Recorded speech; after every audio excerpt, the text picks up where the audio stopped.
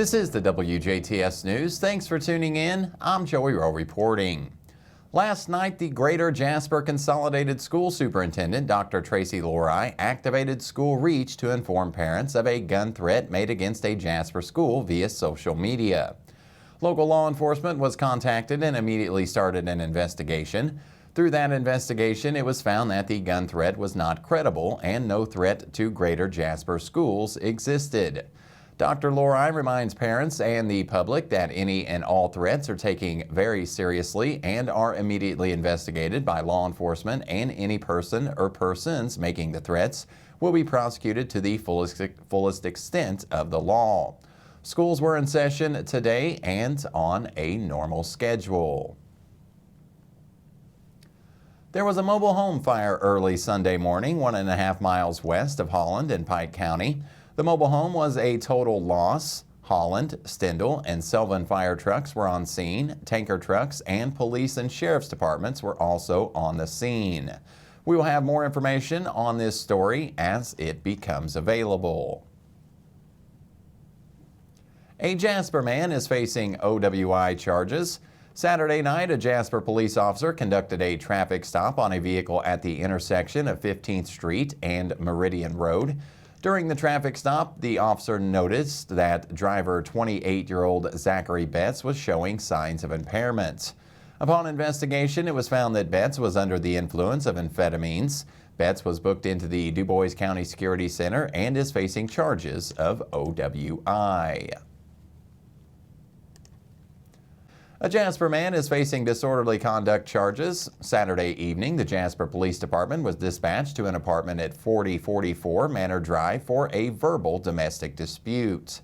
When officers arrived, they could hear yelling from outside the door. Upon investigation, officers found that an occupant of the apartment, 26-year-old Christian Aponte Velez, was heavily intoxicated and having an argument over the phone. Aponte Velez was asked by officers to keep the noise down and told that if they had to come back due to him disturbing the peace again, he would go to jail for disorderly conduct. 10 minutes after the officers left, the Jasper Police Department was called again for a verbal domestic dispute at the apartment. Officers returned to the apartment and found Aponte Velez screaming and yelling over the phone again. Aponte Velez was arrested and booked into the Du Bois County Security Center and is facing charges of disorderly conduct. Kimball International is left with $7,000 in damages after an accident Friday morning. The driver of a Toyota Scion was traveling north on Cherry Street when they accelerated too quickly, causing them to leave the right lane. The Toyota ran off the road and crashed into landscaping at Kimball International. Approximately $7,000 in damages was sustained to Kimball's property, and $10,000 in damages was sustained to the Toyota. No one was injured, and the driver of the Toyota was cited for unsafe lane movement.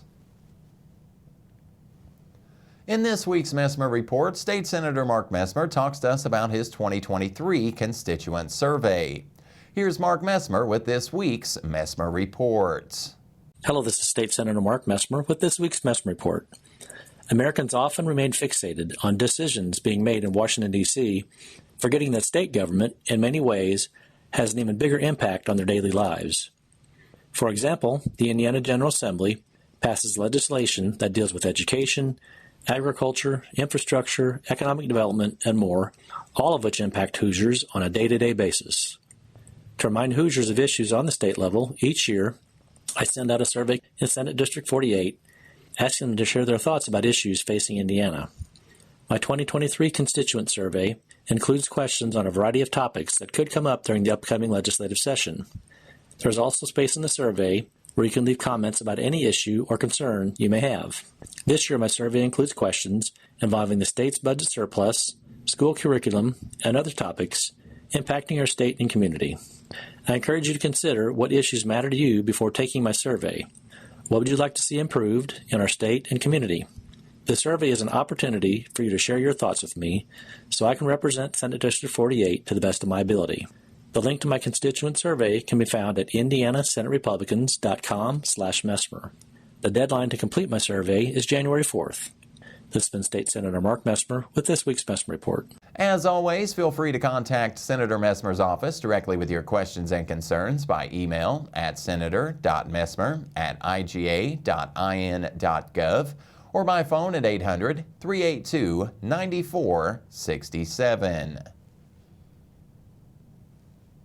With flu season in full swing, the Du Bois County Health Department just wanted to remind everyone that they are still offering flu vaccinations for any individuals wanting to protect themselves from the flu this season. Daily walk-in flu shots are available from 8:30 a.m. to 3:30 p.m. Monday through Friday. If you are 12 and older, you may also use their convenient drive-through between 8:30 and 3:30 p.m. Monday through Friday. They will also be offering a late-night immunizations clinic on December 7th for those needing immunizations after their regular business hours. Again, that'll be Wednesday, December 7th from 3:30 until 6 p.m. No appointment is needed. The health department is located at 1187 South St. Charles Street in Jasper. The health department can bill most private health care insurance plans, Medicare Part B and Medicaid. The uninsured and underinsured can also be served with state-provided vaccine. In addition to flu shots, don't forget the Du Bois County Health Department can also handle all your vaccination needs from infants to adults, travel immunizations, and even COVID-19. Please call 812-481-7056 if you have any questions or if you would like to make an appointment. A preliminary injunction blocking Indiana's near-total abortion ban was issued Friday by Marion Superior Judge Heather Welch. She says it substantially burdens the religious rights of 5 women, and she adds they are reasonably likely to prevail in their lawsuit that the law is in violation of Indiana's Religious Freedom Restoration Act.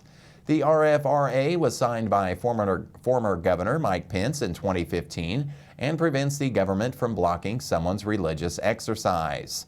The 5 women are suing because they say the abortion ban is against Judaism, Islam, Episcopalianism, and paganism. Governor Eric Holcomb is out of the hospital after being admitted Thursday for pneumonia. Press Secretary Aaron Murphy said Saturday on Twitter that Holcomb was resting at home. The governor had gone to a doctor thinking he had the flu and was admitted out of an abundance of caution. Stay tuned. WJTS News will be right back with a check of weather, and then Kurt Guxell will be in with a look at sports.